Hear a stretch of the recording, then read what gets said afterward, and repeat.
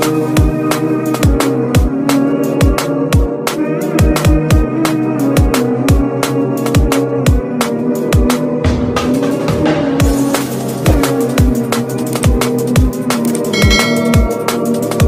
वालेकुम गाइस, आज हम शुरू करते हैं 7th स्टैंडर्ड यानी 7वीं जमात या 7वें दर्जे का चैप्टर आगरे का सफ़र के सवाल जवाब की मश्क।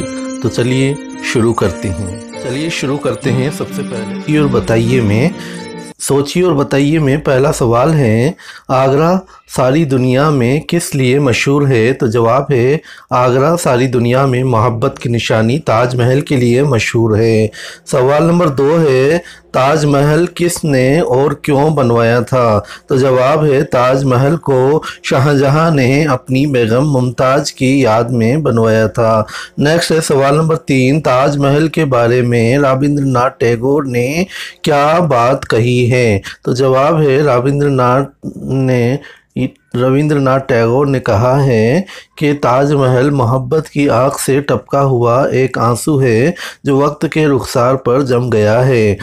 नेक्स्ट है चौथा सवाल, इसमें पूछा गया है कि इस ख़त में ताजमहल की कौन सी खूबियाँ बयान की गई हैं? तो जवाब है, ताजमहल को आलमी सतह पर रायशुमारी के ज़रिए 7 जुलाई 2007 को पहला मकाम हासिल हुआ।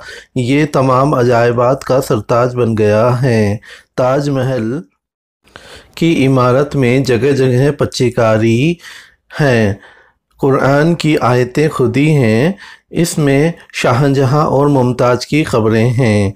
नेक्स्ट है सवाल नंबर 5, इसमें पूछा गया है कि इस ख़त में ताजमहल के अलावा और किन किन मकामात की सैर का ज़िक्र है? तो जवाब है इसका, ताजमहल के अलावा आगरा के तारीख़ी किले, फ़तेहपुर सीकरी की इमारतों, एतमाउद्दौला का मकबरा और सिकंदरा में अकबर बादशाह के मकबरे का इस ख़त में ज़िक्र है। अब देखते हैं सवाल नंबर 3, इसमें नीचे दी हुई खाली जगहों को भरिए। तो पहला है, आगरा हिंदुस्तान का एक खाली जगह में हम भरेंगे तारीख़ी, फिर आ जाएगा शहर है। दूसरा है, इस तरह ये तमाम अजायबात का खाली जगह में हम भरेंगे सरताज, फिर इस तरीके से ये हो जाएगा सरताज बन गया है। नेक्स्ट है, सदर दरवाज़ा और ताजमहल के दरमियान एक खाली जगह है, उसमें हम लिखेंगे तवील और फिर रास्ता है। नेक्स्ट होगा, असल इमारत के नीचे शाहजहां और मुमताज़ महल की हैं, तो क्या लिखेंगे इसमें? कब्रें। नेक्स्ट है 5वां, ये इमारतें मुग़ल तहज़ीब और तारीख़ की हैं, तो यहाँ खाली जगह में आ जाएगा निशानियाँ हैं। चलिए देखते हैं सवाल नंबर 4, नीचे दिए हुए लफ्ज़ों से वाहिद और जमा अलग करके लिखिए। यहाँ अल्फाजों को कुछ साथ दिया हुआ था, हमने वाहिद और जमा को अलग अलग कर लिया है। एक तरफ वाहिद यानी कि एक वचन है, दूसरी तरफ जमा यानी कि बहुवचन है। खत का जमा है खतूत, मकबरा का जमा है मकाबिर, आयत का जमा है आयात, कब्र का जमा है कबूर और अजायब का जमा है अजायबात, तस्वीर का जमा है तस्वीर, इमारत का जमा है इमारात और मुकाम का जमा है मकामात।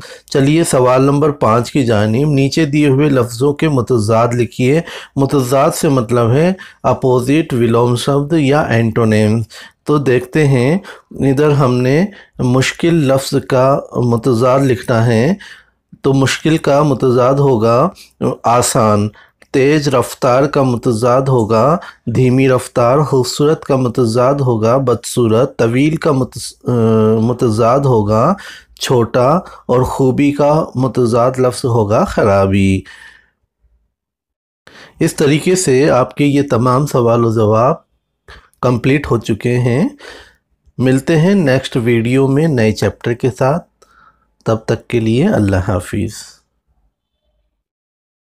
For online study of Urdu language, please subscribe the YouTube channel Razaki Mustafa channel.